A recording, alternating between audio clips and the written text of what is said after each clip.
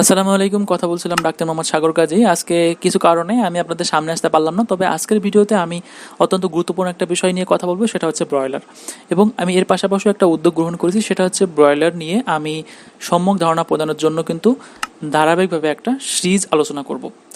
সেক্ষেত্রে আমার যে মূল লক্ষ্য থাকবে সেটা হচ্ছে আমাদের দেশের জনগণের মধ্যে ব্রয়লার নিয়ে কিন্তু অনেক ধরনের ধারণা বিদ্যমান।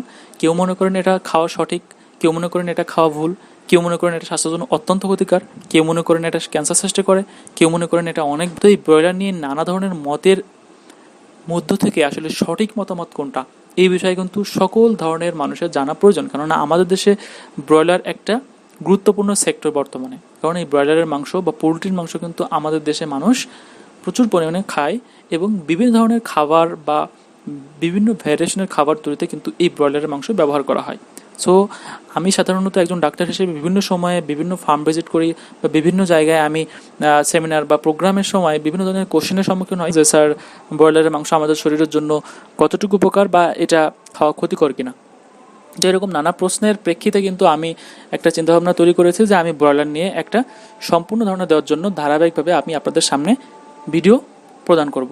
তো আজকের ভিডিওতে আমি মূলত প্রথমে যেটা বলবো সেটা হচ্ছে ব্রয়লার কি। তো আমরা আসলে মাংস খাওয়ার জন্য ফার্মের মুরগি বা দেশি মুরগি বা পিজিয়ন বা যেটা কবুতর, বিভিন্ন ধরনের আসলে মাংস আমরা খেয়ে থাকি। তার মধ্যে সবথেকে বেশি প্রচলিত এবং বেশি যেটা খাওয়া হয় সেটা হচ্ছে ব্রয়লার মাংস।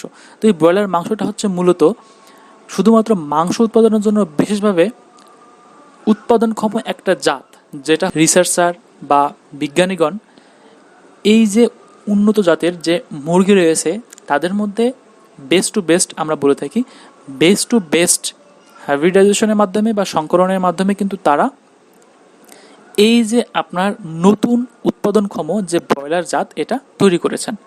অর্থাৎ যে সকল মুরগির উৎপাদন ক্ষমতা অনেক বেশি, সেই সকল মুরগির মধ্যে সব থেকে ভালো বৈশিষ্ট্যকে সিলেক্ট করে সেগুলোকে কিন্তু ব্রিডিং করা হয়েছে এবং বেস্ট টু বেস্ট ব্রিডিংয়ের মাধ্যমে অত্যন্ত উৎপাদনশীল এই ব্রয়লার উৎপাদন করা হয়েছে। যে ব্রয়লার সাধারণত দেখা যায় 1.5 কেজি বা 1.6 অর্থাৎ 1600 গ্রাম খাবার খেয়ে কিন্তু 1000 গ্রাম বা 1 কেজি ওজন তৈরি করতে পারে বা 1 কেজি মাংস তৈরি করতে পারে। এছাড়াও এই ব্রয়লার সাধারণত খুব অল্প সময়ে 30 থেকে 35 দিন পালন করার মাধ্যমে কিন্তু মার্কেটে দেওয়ার উপযোগী হয়ে যায়, অর্থাৎ ওজন প্রায় 2 কেজির কাছাকাছি চলে যায়। এই ব্রয়লার মুরগি এমন একটা জাত যা অত্যন্ত দ্রুত উৎপাদনশীল এবং খুবই স্বল্প সময়ে অনেক বেশি মাংস প্রদান করে থাকে। এইটা হচ্ছে মূলত ব্রয়লারের একটা বিশেষ বৈশিষ্ট্য। অনেকেই বলতে পারেন যে এত দ্রুত 2 কেজি মাংস হয়ে যাচ্ছে, এইটা খাওয়া কতটা স্বাস্থ্যকর। আপনাদের উদ্দেশ্যে বলবো, আসলে এখানে কোনো ধরনের অসৎ উপায় বা কোনো ধরনের খারাপ পন্থা অবলম্বন করার প্রয়োজন পড়ে না।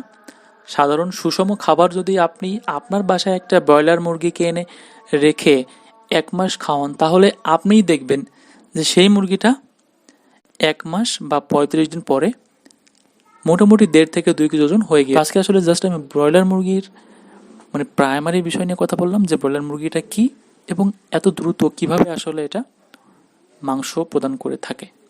তো এর পরবর্তীতে আমি আসলে ব্রয়লার নিয়ে আপনাদের নানা ধরনের যে প্রশ্ন রয়েছে প্রত্যেকটি প্রশ্নকে সামনে রেখে আলোচনা প্রদান করব এবং ভিডিও দেওয়ার চেষ্টা করব।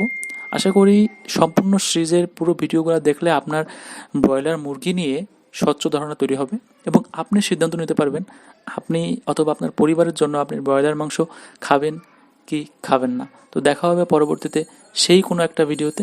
সেই পর্যন্ত ভালো থাকবেন। ধন্যবাদ।